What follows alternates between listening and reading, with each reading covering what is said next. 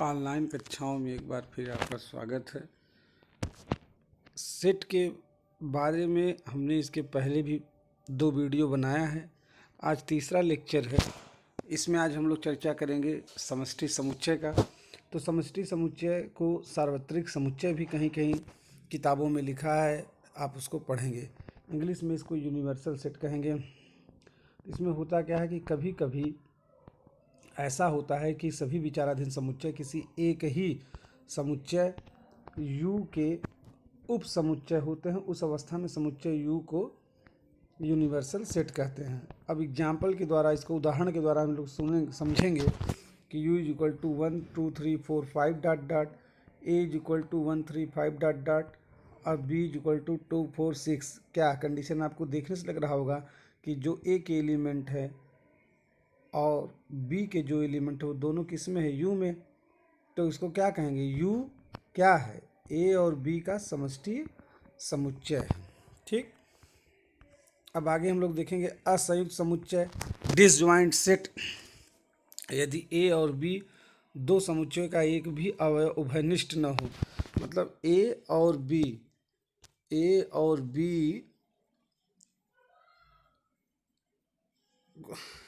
B दो समुच्चयों का, यदि A और B दो समुच्चयों का एक भी अवयव उभयनिष्ठ न हो तो A और B असंयुक्त समुच्चय कहलाते हैं।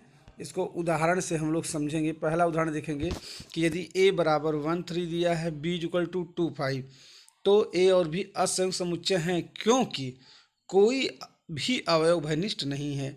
आपने कहा है कि A और B दो समुच्चय दिए लेकिन उसके अवयव एलिमेंट उभयनिष्ठ न हो, मतलब A में जो एलिमेंट हो B में वो अलग अलग हो, कोई भी एक अवयव दोनों में न हो, उभयनिष्ठ न हो, इसलिए ये असंयुक्त समुच्चय है।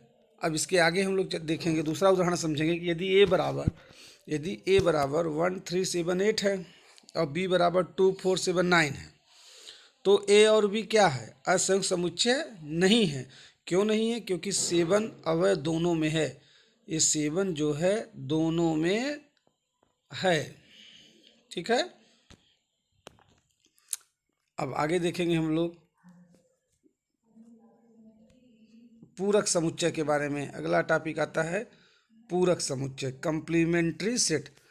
इसमें क्या है कि यदि A एक समुच्चय है तथा U उसका समष्टि समुच्चय है, तो U के उन अवयवों का समुच्चय जो A में नहीं है, देखिएगा, U के उन अवयवों का समुच्चय जो A में नहीं है, A का पूरक समुच्चय कहलाता है।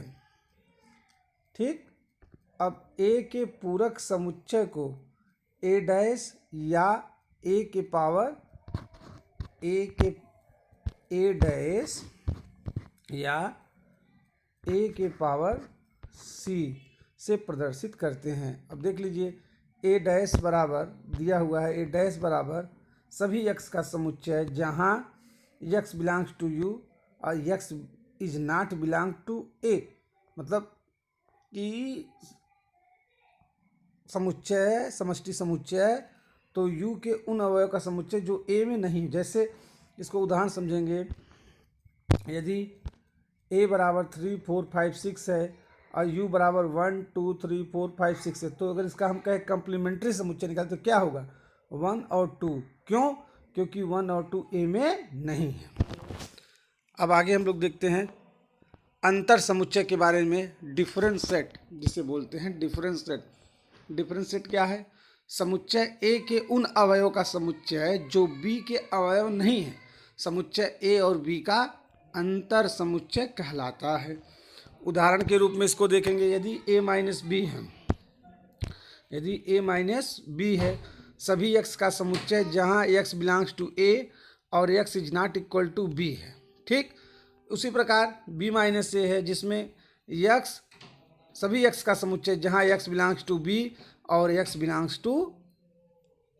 Is not belong to A। आइए उदाहरण के रूप में इसको समझते हैं। यदि A बराबर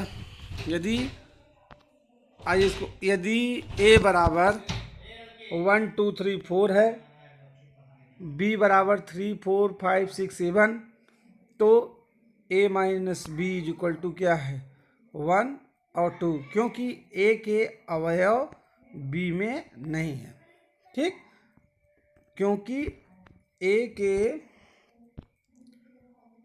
वे अवयव जो b में नहीं है तो क्या नहीं है 1 और 2 नहीं है।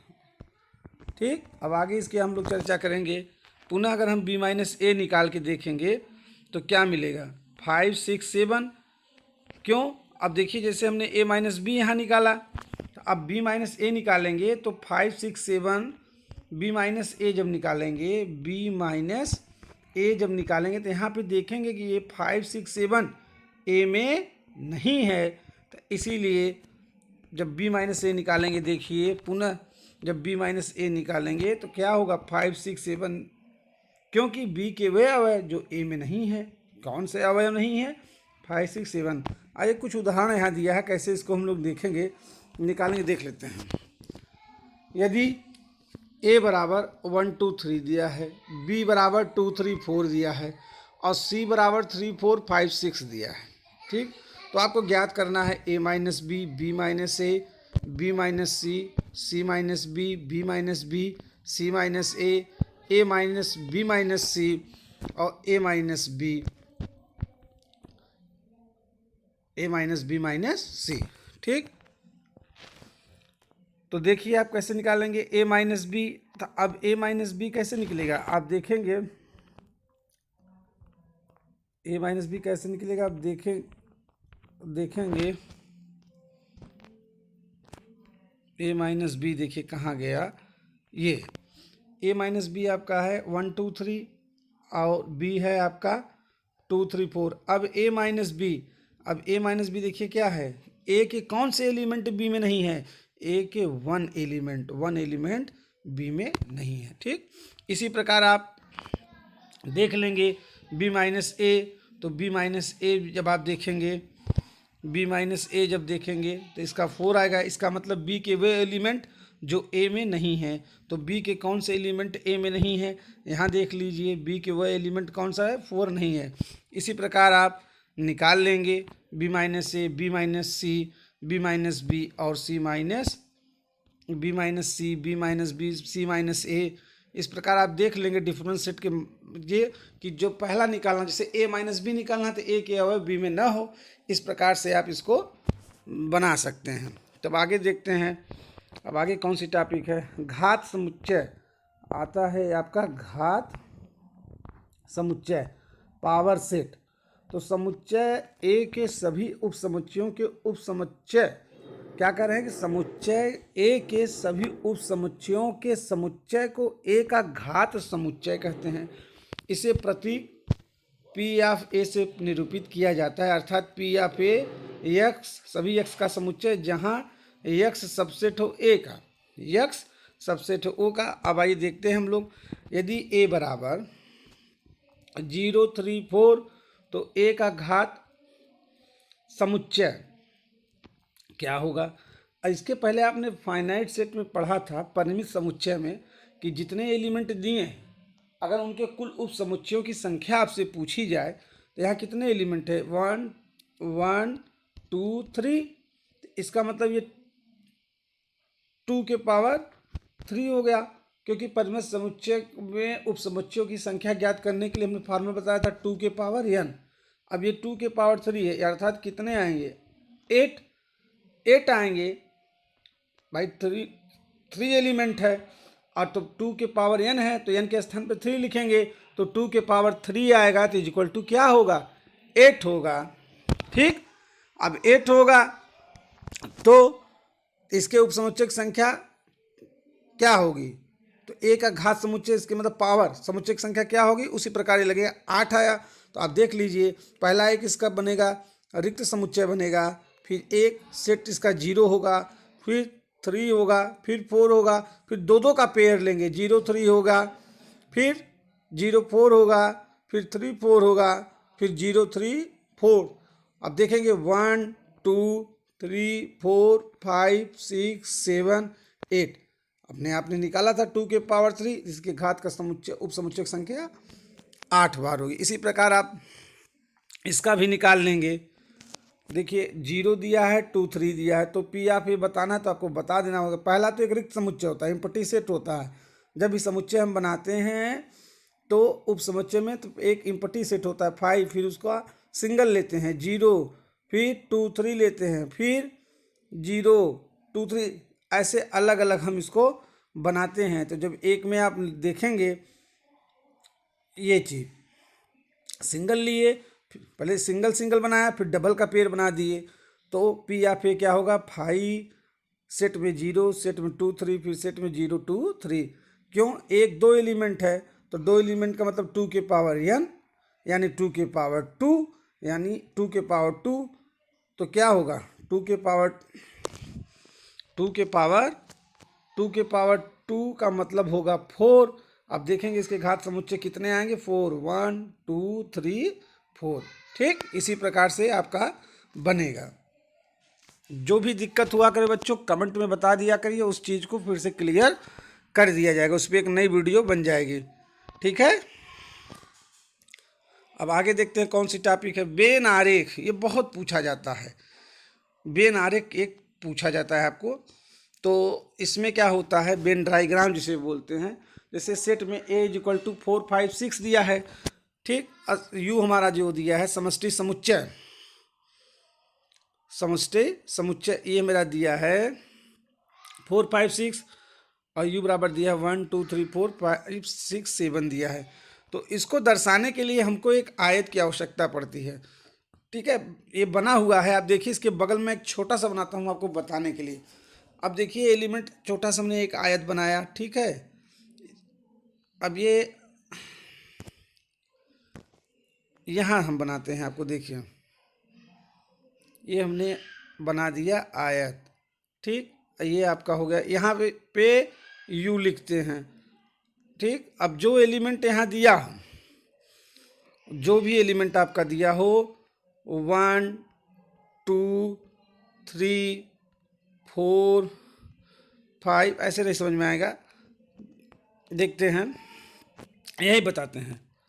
जैसे जो एलिमेंट है एक आयत बनाएंगे, वेन आरेख को बता दर्शाने के लिए एक आयत बनाएंगे, यहाँ यू लिखेंगे, ठीक। हमने यू लिखा, यू लिखा, ठीक है, यू हो गया।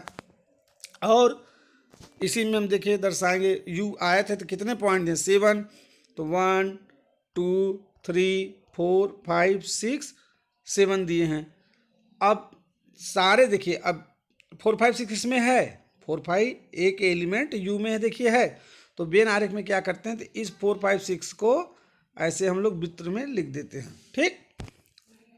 ओके, चलिए यू को आया ए वृत्त दर्शाता है। इसी प्रकार देखिए ए इज इक्वल टू 4 5 6 7 है, B is equal to A is equal to आपका देखिए 4 5 6 7 है, बी इज इक्वल टू 5 7 है, फिर यू देखिए 1 2 3 4 5 6 7 8 है। इसी प्रकार इसको हम बनाएंगे। अब देखिए 5 7 और 4, अब ये 5 7 किस में है, देखिए दोनों तो पहले यू में है, ये दोनों एलिमेंट किस में है, यू में। लेकिन ये 5 और 7 किस में, 5 और 7 देखेंगे किस में है, इसमें है, ए में।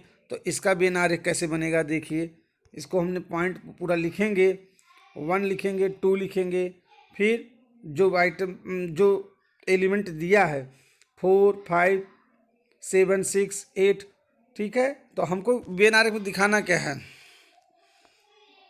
4 5 6 7 और 5 7 दिखाना है, ठीक है। तो अब 4 5 7 को हम वृत्त में कर लेंगे। अब ये 4 5 7 किस में है, ए में है, तो 4 5 7 6 ये हमारा ए हो जाएगा। इस तरीके से बनेगा। अगर कहेंगे तो इसका अलग से एक वीडियो वेन आरेख का हम बना के पोस्ट कर देंगे, तो आप लोग उसको देख लीजिएगा। जहाँ दिक्कत होगी उनको कमेंट के माध्यम से बताइएगा। आगे देखते हैं, चर्चा करते हैं। समुच्चयों पे कुछ संक्रियाएं सेट ऑपरेशन दिया गया है।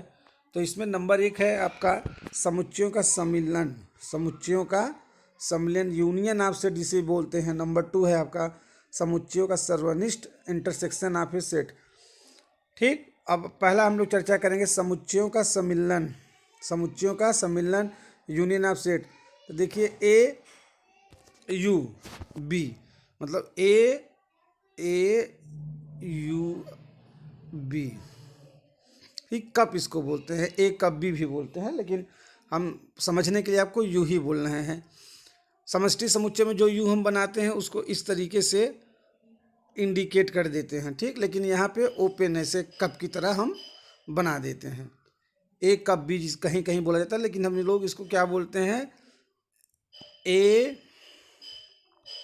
यूनियन बी, इसी को हम लोग ए यूनियन दर्शाए हैं, ठीक। इसका क्या होता है देख लीजिए, अगर ए इज इक्वल टू दिया है 1 2 3 4 5 7 और बी इज इक्वल टू दिया है 4 5 6 7 8, तो ए यूनियन बी निकालने के लिए हम क्या करेंगे, दोनों अवयव को एक में देख लेंगे, लेकिन कोई भी एलिमेंट दोहराना नहीं होगा। 1 2 3 4 5 6 7 8, ठीक। अब आगे हम लोग देखेंगे ए यूनियन बी, देख लीजिए होता क्या है, ऐसा समुच्चय है, ए यूनियन बी ऐसा समुच्चय है जिसमें वे सभी अवयव आते हैं जो या तो ए में है या फिर बी में है, ठीक। इसको निर्माण विधि में कैसे देखेंगे, इस तरीके से ए यूनियन बी सभी एक्स का समुच्चय जहां एक्स बिलोंग्स टू ए या एक्स बिलोंग्स टू बी, ठीक। और उदाहरण देखते हैं इसका। अब जैसे देखिए 7 8 9 10 है, अब बी इज इक्वल टू दिया है 4 5 6 7 8, तो ए यूनियन बी क्या निकाल लेंगे, दोनों सेट को एक ही में कर लेंगे, तो 7 8 9 10 4 5 6, अब किसी भी एलिमेंट को दोहराना नहीं है, तो जो इसका सेट बनेगा 7 8 9 10 4 5 6, ठीक। अब आगे देखेंगे, इसका चर्चा करेंगे। अब दर्शाने के लिए देखिए, जब यूनियन की बात करती हैं, देख लीजिए यूनियन की जब बात करते हैं, अब आयत में से इसको लिखेंगे, एक वृत्त ये बनाएंगे, एक वृत्त ये, एक दूसरा वृत्त ये बनाया, ठीक। ये ए हो गया, ये बी हो गया, ये आपका बी हो गया। तो इसमें जब देखेंगे ये पोर्शन, ये पोर्शन, ये पोर्शन, ये पोर्शन, ये सारे पोर्शन मतलब या तो ए में हो या तो बी में हो, जो भी एलिमेंट अभी आपने उदाहरण देखा है कि ए इज इक्वल टू 1 2 3 4 5 6, एक उदाहरण बता रहे हैं कि ए इज इक्वल टू 1 2 3 4 5 6 है और बी इज इक्वल टू 5 6 7 8 है, तो जो नया एलिमेंट बनेगा तो उसमें हम दोहराएंगे नहीं। तो इसी प्रकार दोनों देखेंगे, या तो ए में या तो बी में, तो इस प्रकार इसको आयत में लिखेंगे। ये वाला टोटल पोर्शन जो होता है, जो हम ऐसे ऐसे ऐसे ऐसे ऐसे कर रहे हैं, टोटल ए यूनियन बी को दर्शाता है, ठीक। अब आगे है सम्मिलन समुच्चय, कुछ गुणधर्म हैं, देख लीजिए। जैसे ए यूनियन बी है इज इक्वल टू होता है B union A union B union C, ये होता है A union B union C, A union phi is equal to A union A equal to A union समष्टि समुच्चय you, देखिए यहाँ आ गया ए यूनियन समष्टि समुच्चय यू इज इक्वल टू समष्टि समुच्चय होगा, ठीक है। अब समुच्चयों का सर्वनिष्ठ हम देखेंगे, इंटरसेक्शन ऑफ ए सेट। तो इसमें इस तरीके से, अब उसमें एक तरह से कर लीजिए, कप को उल्टा कर दिया हमने, ठीक है। तो लेकिन जब उल्टा कप ऐसे बना दिया, समझने के लिए बोल रहे हैं, तो ए इंटरसेक्शन बी इसका सिंबल होता है ए इंटरसेक्शन बी, उल्टा यू कह लीजिए, उसको सीधा यू पढ़िए, इसको उल्टा यू पढ़िए। तो ए बराबर 1 2 3 4 5 है, अब बी बराबर 4 5 6 7 8 है। तो इन दोनों में जो उभयनिष्ठ हो जो उभयनिष्ठ हो वही हम ए इंटरसेक्शन बी निकालते हैं। तो 4 5 दोनों में उभयनिष्ठ है, तो ये ए इंटरसेक्शन बी बराबर 4 5 होगा, ठीक है। अब देख लीजिए कैसे, ये देखिए ए इज इक्वल टू 1 2 3 है, अब बी इज इक्वल टू 4 5 6, इन दोनों में देखिए कुछ है उभयनिष्ठ है, नहीं है भाई, 1 2 3 4 5 6 अलग है, कुछ उभयनिष्ठ है ही नहीं, तो क्या होगा, वो रिक्त समुच्चय होगा, या इसको 5 से लिखते हैं, ठीक है। अब इसको देखिए फिर वही वेन डायग्राम पे अगर बनाएंगे, अब उभयनिष्ठ जैसे ए के जो एलिमेंट हो, जैसे जैसे ए हो गया, ये देखो बी हो गया, ये ए हो गया, ये आपका बी हो गया, ठीक। कह रहा है कि इन दोनों का जो उभयनिष्ठ, अरे भाई जो ये वाला हिस्सा है, अब कलर हम देखिए इसको, कलर यहाँ से हम इसको चेंज कर देते हैं।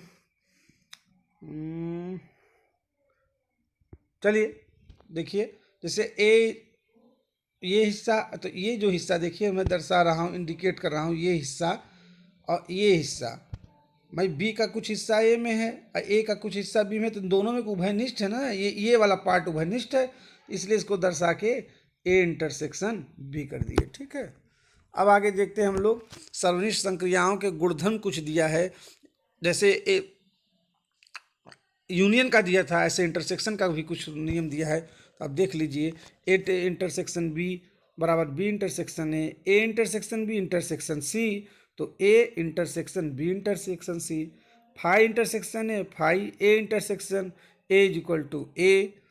ठीक, फिर A intersection B intersection C, sorry A intersection, देखिए A intersection B union C is equal to A intersection B union A intersection C. ये कुछ फार्मूले होते हैं। तो दो समुच्चयों के सम्मिलन तथा सर्वनिष्ठ आधारित व्यवहारिक प्रश्न क्या होता है, फिर एक फार्मूला होता है, उसको भी देख लीजिएगा कि n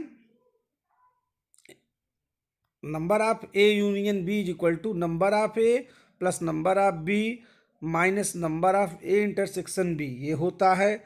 और दूसरा जो आपका है नंबर ऑफ, देख लीजिए A union B union C, तो इसका क्या होता है, number of A plus number of B plus number of C minus number of A intersection B minus number of B intersection C minus number of A intersection C plus number of A intersection B intersection C. तो ये कुछ topic थी जो आपने देखा समुच्चय के बारे में। अब अगले क्लास में हम लोग इस पे कुछ इम्पॉर्टेंट क्वेश्चन लेंगे जो पिछले वर्ष में आए हुए हैं। तो आज के क्लास में बस इतना ही, धन्यवाद।